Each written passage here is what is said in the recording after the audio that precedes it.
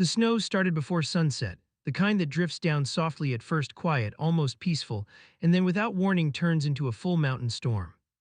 By the time Noah Whitaker stepped out onto the porch, the driveway and the narrow road stretching beyond it had already vanished beneath a thick, glittering blanket of white. Behind him, the front door burst open. "Take your stuff and go, Noah." Diane Whitaker stood in the doorway, her arms folded tightly against the cold. The porch light spilled a pale yellow glow across the falling snow, tracing the tired lines of her face. She wasn't shouting. If anything, her voice sounded drained, like someone who had been carrying a burden for far too long. A duffel bag dropped beside Noah's boots with a dull thump. "You're 17," she said. "Old enough to figure things out for yourself." Noah didn't move. The wind pushed loose snowflakes across the porch, dusting the shoulders of his worn denim jacket. From where he stood, he could still see the warm glow of the living room window behind Diane. The same room where Christmas lights had once hung years ago, back before everything fell apart.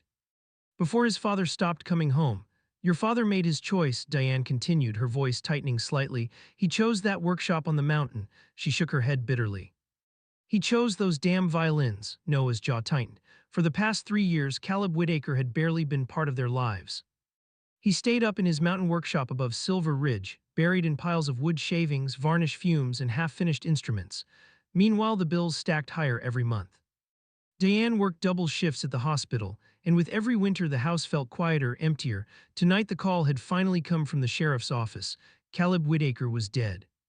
Found alone inside the workshop, Diane looked at Noah one last time. Her expression was hard but not cruel, just worn thin from years of disappointment. "You look just like him," she said softly. "So if you want to live the way he did, go ahead." The door shut. The lock clicked. Noah remained on the porch for a long moment while the snow continued to fall around him. Then he bent down, picked up the bag, stepped off the porch, and started down the dark road toward the mountains, toward the workshop, toward the man he had already decided he hated. The road leading up to the workshop twisted along the mountainside like a frozen ribbon. By the time Noah Whitaker reached the ridge, his boots were soaked through and his fingers had gone numb inside his gloves. The workshop stood exactly where he remembered it, half buried in snow. Its weathered wooden walls looked dark against the pale mountain landscape.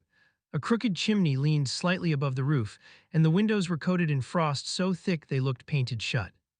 For a moment Noah simply stood there in the cold. This place had taken his father away. 3 years of empty chairs at the dinner table, 3 years of forgotten birthdays and quiet holidays. All because of this rundown building and the violins hidden inside it. He pushed the door open. The smell hit him instantly, wood dust, varnish, and something sharp and pine-scented that clung to the air. The workshop was crowded with workbenches, clamps, and half-carved pieces of maple and spruce. Violins at different stages of completion hung from hooks along the walls like silent ghosts. Noah walked deeper into the room, kicking aside curls of dried wood shavings as he moved.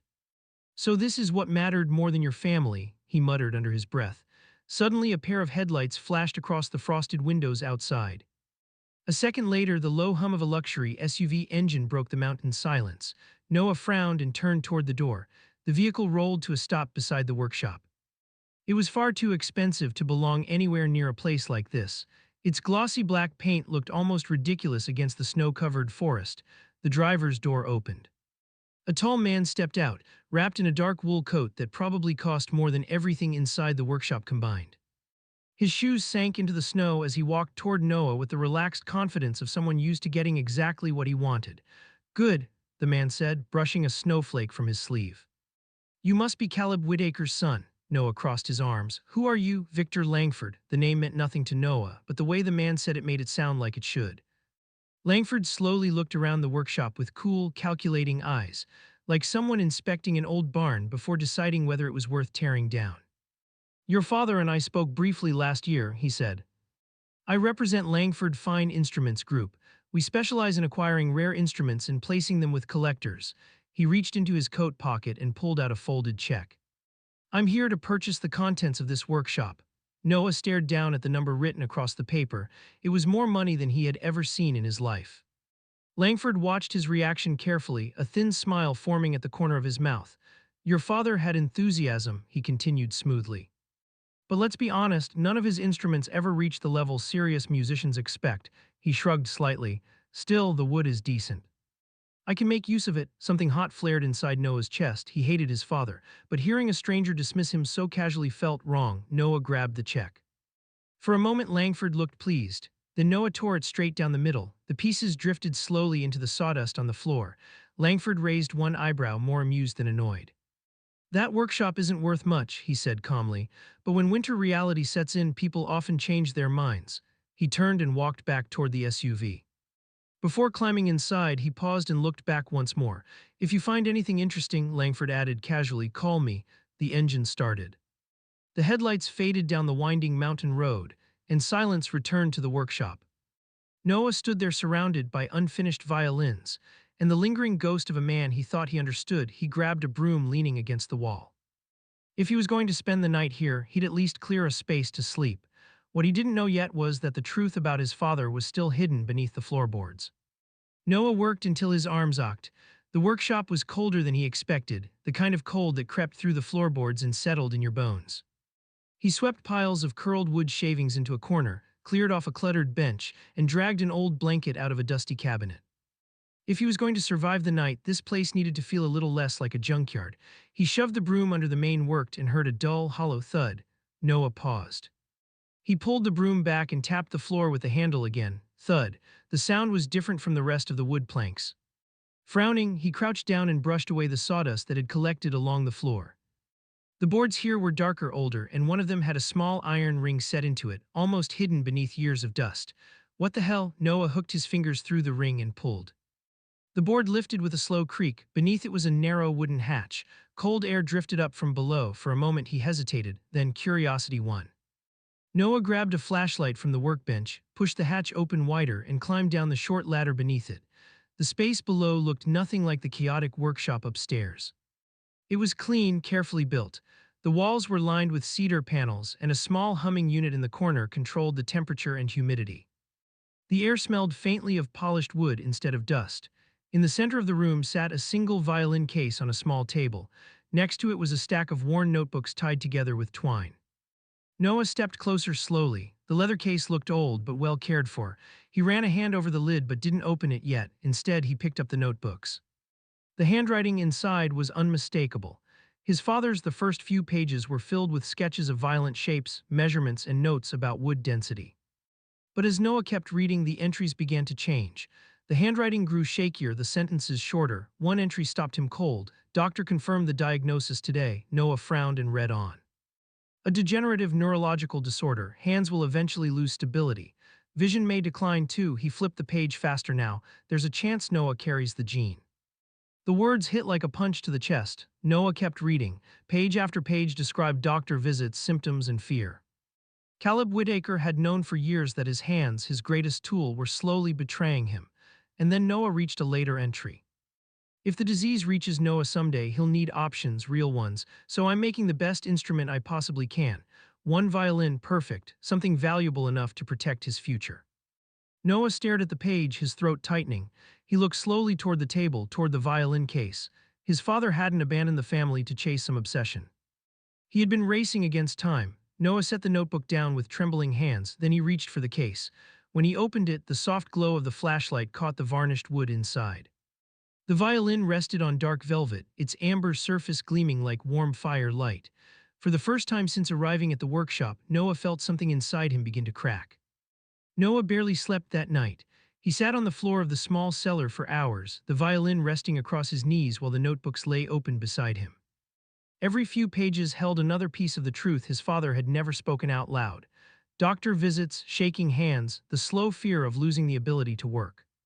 And every entry circled back to the same thing. Finish the violin, make it worthy, make it strong enough to take care of Noah. By morning, the storm had softened into a quiet snowfall. Noah climbed back into the workshop, carrying the violin case like it weighed far more than wood and strings. The early sunlight filtered through the frosted windows, lighting up the suspended instruments hanging along the walls. For the first time, the place didn't look like a graveyard. It looked like a lifetime of work. Noah sat at the workbench and opened the case again. The violin's amber varnish glowed softly in the morning light. Even someone who knew nothing about music could tell it was different. The curves were balanced, the wood grain smooth and alive beneath the finish, but Noah had no idea what to do with it.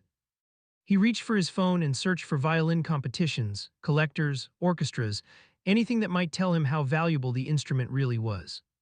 One name kept appearing in nearly every article: Hamilton International Classical Competition, a prestigious annual competition held in Boston. Musicians from around the world brought their finest instruments to perform before some of the most respected judges in classical music. Noah leaned back in the chair. If his father believed this violin could protect his future, then the world needed to hear it. The problem was simple. Noah couldn't play, not even close. 2 days later, he found himself sitting in a dim Chicago bar that smelled like spilled beer and old wood. A small stage stood in the corner where a lone violinist played slow, aching melodies for a half-interested crowd. The musician's name was Adrian Cole. Noah had found him through an article online. Once considered a rising star from Eastbridge Conservatory, Adrian's career had collapsed after a disastrous performance years earlier. When severe stage anxiety caused his hands to tremble midcan, the music stopped. Polite clapping followed. Adrian stepped off the stage, packing his violin into a worn case. Noah approached carefully. Adrian Cole, the man looked up, tired eyes studying him. Depends who's asking. Noah set the violin case on the small table between them and opened it. The warm glow of the instrument caught Adrian's attention instantly. Where did you get that? He asked quietly. My dad made it, Noah said. Adrian lifted the violin carefully, turning it beneath the bar's soft lighting. His expression shifted from curiosity to something closer to disbelief.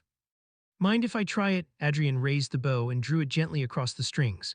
The sound that filled the bar was warm, rich, and startlingly alive. Even the bartender looked up. Adrian lowered the bow slowly. That's not normal, he said. Noah took a breath. There's a competition in Boston, he said. The Hamilton. Adrian gave a dry laugh. Kid, I don't play competitions anymore. No one at his eyes. My dad built that violin while he was dying, he said quietly. He believed it could change my future. Adrian looked down at the instrument again. For a long moment, neither of them spoke. Then Adrian ran his fingers lightly along the polished wood. Maybe, he said slowly, it deserves a real stage. The concert hall in Boston was brighter than anything Noah Whitaker had ever seen. Crystal chandeliers glowed above rows of polished seats, and the stage at the Hamilton International Classical Competition looked almost unreal beneath the warm theater lights.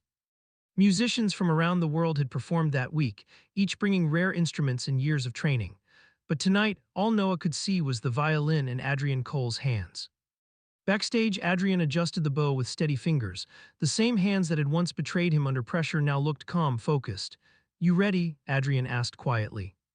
Noah nodded, though his heart was pounding. Out in the audience sat critics, collectors, and musicians who had spent their lives studying instruments worth millions. Somewhere among them, Noah knew Victor Langford was watching too, waiting. Adrian walked onto the stage. The hall fell silent. For a moment, nothing moved. Then Adrian lifted the violin, Caleb Whitaker's final creation, and placed it gently beneath his chin. The first note filled the room like warm light. It wasn't just beautiful, it was alive. The sound carried something deeper than perfect technique.